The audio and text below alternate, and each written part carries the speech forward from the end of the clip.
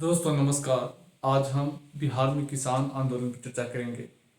इसमें स्वामी सहजानंद सरस्वती को भी देखने का प्रयास करेंगे। दोस्तों से पहले यदि 70 बीपीएससी में फाइनल सिलेक्शन लेना है तो आप टीएमजीसी साइज का 180 पीडीएफ और उसके वीडियो आप देख सकते हैं। इंग्लिश और हिंदी दोनों मीडियम में उपलब्ध है। इंग्लिश मीडियम में केवल पीडीएफ उपलब्ध है। आइए हम चर्चा को आगे बढ़ाते हैं। सबसे पहले ये जानिए, अगर ज्वाइन करना है तो डिस्क्रिप्शन में नंबर होगा, आप संपर्क कर सकते हैं। भारत हो या बिहार, औपनिवेशिक शासन की आर्थिक, सामाजिक, राजनीतिक और प्रशासनिक नीतियों से भारत के या बिहार के विभिन्न सामाजिक समूहों में शोषण और दासता को जन्म दिया था। जैसा कि आप पहले ही देखे हैं कि कैसे ब्रिटिश सरकार औपनिवेशिक साम्राज्य की स्थापना, भारत में औपनिवेशिक साम्राज्य की स्थापना के लिए जो आर्थिक, राजनीतिक, प्रशासनिक नीतियों का जो प्रतिपादन किया था, उससे भी भारत ही नहीं बिहार के भी विभिन्न सामाजिक समूह यानी सामाजिक वर्ग जो है आक्रोशित हो गए थे, क्योंकि उनके हितों पर चोट पहुंचता था। उनमें शोषण और दासता को जन्म दिया था।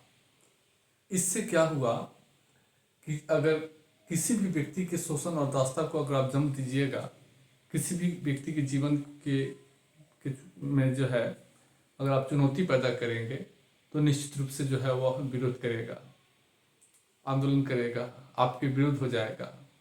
किसी भी व्यक्ति के अधिकारों का या उसके जो प्रतिष्ठा है, उसका सम्मान है, उसमें अगर आप दखल देंगे या उसकी प्रतिष्ठा को कम करेंगे, उसके अधिकारों पर चोट करेंगे, तो निश्चित रूप से आपके प्रति आंदोलन करेगा।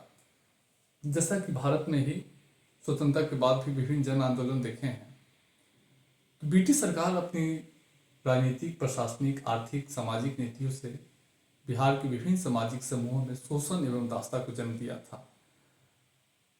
जिस तरीके से अन्य सामाजिक समूह अपने शोषण और दासता को बर्दाश्त न करके वह जन आंदोलन के माध्यम से विरोध प्रकट किया, उसी तरीके से किसान भी बिहार के किसान भी विभिन्न जन आंदोलन और विद्रोह के माध्यम से अपनी शोषण को असंतोष को प्रकट करने का काम किया है। तो बिहार के किसान आंदोलन के क्या कारण है? वही कारण है जो जन आंदोलन कारण है, वही आर्थिक कारण। जैसा कि आप देखते होंगे बिहार में ब्रिटिश सरकार, जैसा कि जानते होंगे कि ब्रिटिश सरकार जब आया था तो उसके पास भारत से सामान खरीदने के लिए उसको सोने चांदी की बुलियां लाना पड़ता था, क्योंकि उसको भारतीय सामान की सख्त जरूरत थी। लेकिन भारत को बेचने के लिए उसके पास सामान तो था, लेकिन भारत में कोई खरीदार ही नहीं था। तो उसको एक तरफा ब्रिटेन से पूंजी लाना पड़ता था भारतीय सामान को खरीदने के लिए। प्लासी युद्ध के बाद बंगाल पर नियंत्रण प्राप्त किया। उसके बाद क्या हुआ कि यहाँ की भूमि से वह राजस्व वसूलने लगा। उसी राजस्व से वह भारतीय वस्तु खरीदता था और ब्रिटेन भेजता था। लेकिन जब जैसे ही बंगाल पर नियंत्रण स्थापित किया, उसका विस्तार करने लगा और 1790 में कर्नवालिस द्वारा बिहार, उड़ीसा और पश्चिम बंगाल में अस्थायी बंदोबस्त लागू किया गया था। अस्थायी बंदोबस्त जिसको 1793 में अस्थायी कर दिया गया था। इसी अस्थायी बंदोबस्त कहते हैं। एक भूमि व्यवस्था थी। इस व्यवस्था के तहत भूमि का स्वामी जमींदारों को स्वीकार कर लिया गया था, बिचौलियों को। और यही बिचौलिया लगान वसूल करते थे। 11 भाग अपने पास रखते थे और 89 भाग वो ब्रिटेन सरकार को देते थे। इससे क्या हुआ कि जो लगान वसूलता था, जो बिचौलिए थे, उसको भूमि का स्वामी स्वीकार कर लिया गया था और लगान नकदी में देने पर जोर दिया गया था और लगान वसूलने के लिए कठोर नियम बनाए गए थे, उसको और कठोरता से लागू किया गया था। इसका परिणाम क्या हुआ कि और जो किसान लगान नहीं देने में सक्षम था, समर्थ था, जो असमर्थ हुआ, उसकी भूमि की नीलामी कर दी गई थी। तो अधिक लगान जो है तय किए गए थे और कठोरता से उसीले गए थे, और भूमि की नीलामी जो है कर दी गई थी। जो लगान नहीं दे सका, बाबू कुंवर सिंह की भूमि भी नीलाम कर दी गई थी। और जो अस्थायी बंदोबस्त में जो देखेंगे, बिचौलियों को भूमि लगान वसूलने का जो है जिम्मेदारी दी गई थी। ये बिचौलिए किसानों से तमाम तरीके के शोषण कर बेगार कराते थे, शोषण करते थे, फिजूल लगान वसूलते थे। इसी के विरुद्ध बिहार में विभिन्न किसान जो है आक्रोशित हो गए थे। इसके अलावा और भी कई कारण हैं, तो मेनली भू राजस्व, उसकी नीतियाँ, ये बिहार में किसान आंदोलन का कारण है, सब लिखा हुआ है। इसके अलावा भी औद्योगिकरण, कृषि का वाणिज्यीकरण, जैसा कि जानते होंगे ब्रिटेन उस समय इंग्लैंड में औद्योगिक क्रांति का समय था और बड़े पैमाने पर इंग्लैंड में सूती वस्त्र जो है का उत्पादन होता था। उस सूती सादे वस्त्र को, कपड़ा को रंगने के लिए नील की जरूरत थी। इसलिए शुरुआत में बंगाल के नदिया जिले में, बाद में जो है जब नदिया जिले में विरोध हुआ तो चंपारण के आसपास नील की खेती करवाने लगा था। और नील की खेती जो है बागान माल को दलाल के माध्यम से कराया जाता था। और ये जो है दलाल जो है ब्रिटिशर होते थे और ये किसानों से तमाम तरीके के अत्याचार करते थे। और नील की खेती से भूमि की उर्वरा शक्ति भी समाप्त हो जाती है, खाने की उपज भी नहीं कर पाते थे। तो इन सब से क्या हुआ कि पूरे बिहार के किसान आंदोलित हो गए, विरोध करने लगे। और यह जब पूरे बिहार के किसानों में शोषण और दास्ता को जन्म दिया, तो यही किसान जो है इसको स्वीकार न करके जन आंदोलन और विद्रोह के माध्यम से अपना जो असंतोष है वो प्रकट किया। तो यही कारण है। दूसरा कारण है राजनीतिक एवं प्रशासनिक। आर्थिक कारण में एक विऔद्योगिकरण की नीति है। जैसा कि जानते होंगे कि ब्रिटिश सरकार भारत के जो उद्योग धंधे, हस्तशिल्प उद्योग थे, उसको जो है पतन कर दिया अपनी नीतियों के कारण। और जो हस्तशिल्प उद्योग में जो काम करने वाले कारीगर थे बेरोजगार हो गए और शहर से कहाँ आ गए, गांव में आ गए। गांव में आने पर क्या हुआ कि कृषि पर, भूमि पर जनसंख्या का दबाव बढ़ा। दबाव बढ़ने के साथ कृषि क्षेत्र में जनसंख्या का दबाव बढ़ेगा, उत्पादन कम होगा, ऋणग्रस्तता, गरीबी पैदा होगी। तो इससे भी जो है लोगों में असंतोष था। एक राजनीतिक प्रशासनिक कारण है। ब्रिटिश सरकार भारत में अपने साम्राज्य की स्थापना के लिए पुलिस, न्याय व्यवस्था, राजस्व विभाग की स्थापना किया था। लेकिन इस व्यवस्था से भी जो है किसानों की जो असंतोष था वो दूर नहीं कर पाया। इस व्यवस्था से किसानों को कोई न्याय नहीं मिलता था। अब जब न्याय ही नहीं मिलेगा तो अंत में क्या कीजिएगा? आप आंदोलन करेंगे, विरोध करेंगे, जन आंदोलन करेंगे। यही किसान आंदोलन के कारण है। और बिहार में कार्मिकों से एक चीज याद रखिएगा, फैक्ट लिखिएगा, इस पॉइंट को याद करना पड़ेगा। तो सर कोई उपाय नहीं, इसको लिखिएगा तब मार्क्स मिलेगा। पॉइंट दे के, बुलेट दे के ऐसे ही बढ़ाते जाइएगा।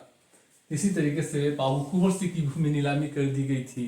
इसलिए 1857 में बाबू कुंवर सिंह जो है बिहार का नेतृत्व किए थे। 1917 में चंपारण में जो है नील की तिलकटिया प्रणाली के विरुद्ध जो है गांधी जी चंपारण सत्याग्रह किए थे।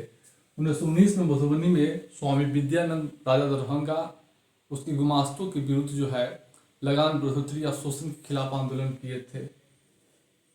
1920 में नागपुर अधिवेशन में कर नहीं दो का नारा दिया गया था। इसका असर बिहार में भी पड़ा था और बिहार में भी जो है 1920 में जो है बड़े पैमाने पर गूंजा था कि कर नहीं दो।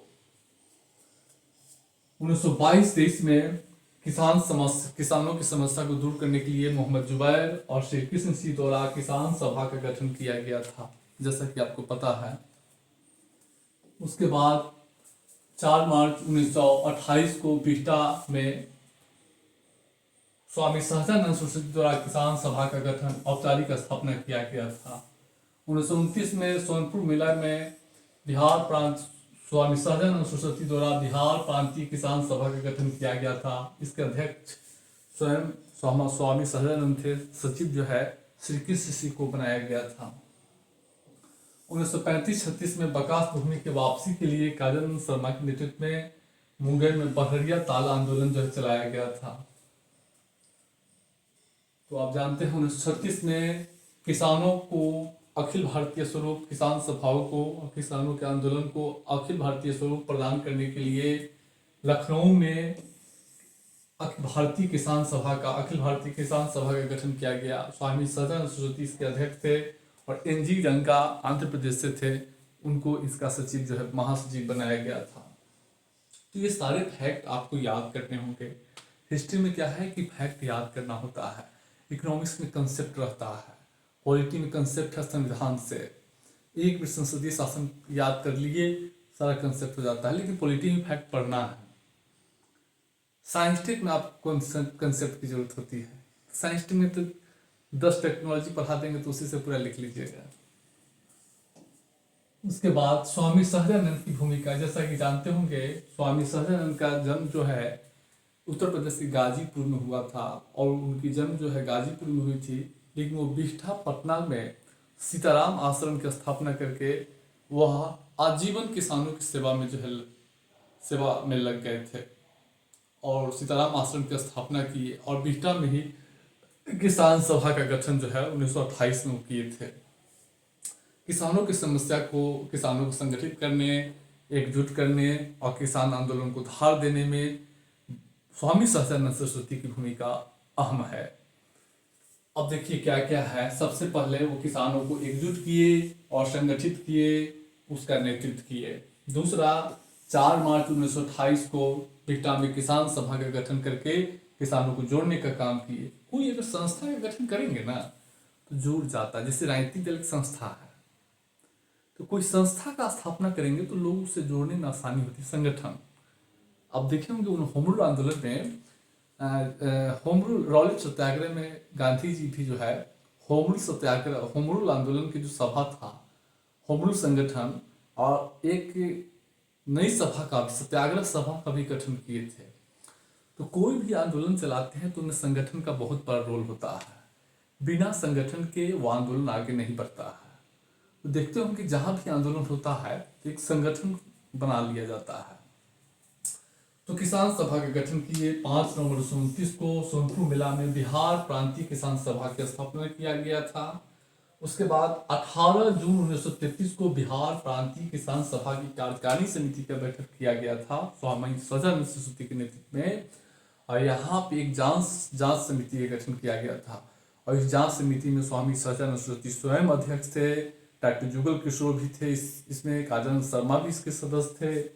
उसके बाद इस 1933 में जो बिहार प्रांतीय किसान सम्मेलन की कार्यकारिणी समिति का गठन, कार्यकारिणी समिति का जो बैठक हुआ था, इस बैठक में ही विभिन्न प्रस्ताव पारित किए गए थे। उसी प्रस्ताव के में तय किया गया था कि पूरे बिहार में किसान यूनिट की स्थापना किया जाए।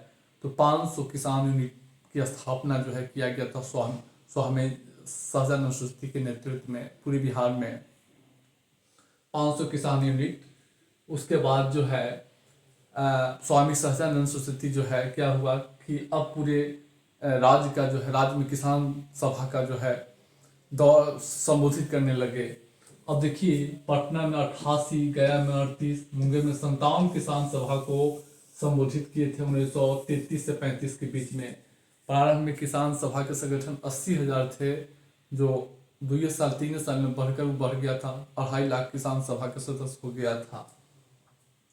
और किसानों को अखिल भारतीय स्वरूप प्रदान, किसान आंदोलन को अखिल भारतीय स्वरूप प्रदान करने के लिए 1936 में अखिल भारतीय किसान सभा का गठन किया गया था और उसमें स्वामी सरस्वती स्वयं अध्यक्ष थे, एनजी रंगा महासचिव बनाए गए थे। अखिल भारतीय किसान सभा। उसके बाद जो है बिहार में किसान आंदोलन का क्या प्रभाव है, तो बिहार में किसान आंदोलन का व्यापक असर देखने को मिला। सबसे बड़ा है कि शोषण और अन्याय के विरुद्ध लड़ने की प्रेरणा दिया है। जो किसान आंदोलन है, बिहार के जो किसान आंदोलन है, पूरे देश को शोषण और अन्याय के विरुद्ध लड़ने की प्रेरणा। आज भी हम आपको बोलते हैं कि शोषण और अन्याय के विरुद्ध लड़ने की आपकी पूरी शक्ति है, प्राकृतिक अधिकार है। कोई भी आदमी शोषण करे बिल्कुल आपको विरोध करना चाहिए, बिल्कुल दब कर नहीं। जीवन एक बार मिलता है, स्वाभिमान से जीना ही बहुत बड़ी बात है, समझ रहे हैं। मेन होता है स्वाभिमान से जीना। स्वाभिमान जीवन के सबसे बड़ा मूल मंत्र हम यही जानते हैं, स्वाभिमान। उसको मेंटेन करने के लिए पैसा कमाइए, ऑफिसर बनिए, अन्य राज्यों के किसान आंदोलन को, देखिए बिहार के किसान आंदोलन क्या किया था कि अन्य राज्यों के किसान आंदोलन को भी प्रेरित किया था। उसके बाद राष्ट्रीय बिहार के किसान आंदोलन राष्ट्रीय आंदोलन को गति प्रदान किया था। गति कैसे प्रदान किया? एक तो राष्ट्रीय आंदोलन साम्राज्यवादी विरोध का विस्तार किया। ब्रिटिश, चूंकि राष्ट्रीय आंदोलन भी साम्राज्यवाद को समाप्त करने के लिए, विरोध के लिए ही शुरू किया गया था, तो यह किसान भी साम्राज्य ब्रिटिश सरकार का विरोध किया था। तो किसानों के बीच जो है ब्रिटिश विरोधी जो भावना है उसका प्रसार किया। दूसरा कि किसान आंदोलन बहुत सारे भावी नेतृत्व तैयार किया, जैसे कि राजेंद्र प्रसाद, काजन शर्मा, यदुनंदन शर्मा, डॉक्टर महात्मा गांधी। उनकी शुरुआत भी किसान आंदोलन से हुआ है, चंपारण से राष्ट्रीय आंदोलन में पदार्पण हुआ है, भावी नेतृत्व प्रदान किया। उसके बाद जो है किसान आंदोलन कृषि सुधार के लिए प्रेरित किया था। आज़ादी के बाद भी विभिन्न कृषि सुधार हुआ है, उसमें कहीं ना कहीं किसान आंदोलन का प्रभाव है। तो आज भी किसानों की समस्या के लिए सरकार अगर किसानों की आय को दुगना करने का प्रयास कर रही है, 3 कृषि बिल लाया था, तो कहीं ना कहीं ये ब्रिटिश काल से में ही किसानों की जो दुर्दशा है, उस समय जो संगठित किसान आंदोलन है उसका ही असर है। उसके बाद जो है किसानों की समस्या, अब बिहार के किसान की समस्या को अखिल भारतीय किसानों की समस्या जो है बना दिया गया था। 1936 में अखिल भारतीय किसान सभा का गठन किया गया था, जिससे पूरे भारत के किसानों की समस्या को एक बनाया गया था। इससे राष्ट्रीय एकीकरण को भी बढ़ावा मिला है। किसानों के बीच एकता की भावना को जो है एकता की भावना, चूंकि किसान आंदोलन में विभिन्न वर्ग के लोग, जाति के लोग जो है शामिल थे, गैर भेदभाव और गैर आप समाज विरोध की कारण जो है किसानों के बीच जो है एकता को भी मजबूत किया था। और आज भी किसानों के बीच जो है एकता है। अगर हरियाणा पंजाब के किसानों की आंदोलन होता है तो बिहार के किसान, देश के अन्य किसान के लोग जो एकजुट उसके पक्ष में बोलने लगते हैं। तो एकजुटता का संचार किया था, समझ रहे हैं। और इस माध्यम से, और साथ ही साथ जैसे ही 1937-38 में जो है बिहार में जो कांग्रेस की सरकार बनाई, तुरंत लगान कम कर दिया गया था। साथ ही साथ जो पट्टे पर खेती करते थे उनको सुविधा दिया गया था, बेगार को समाप्त कर दिया गया था।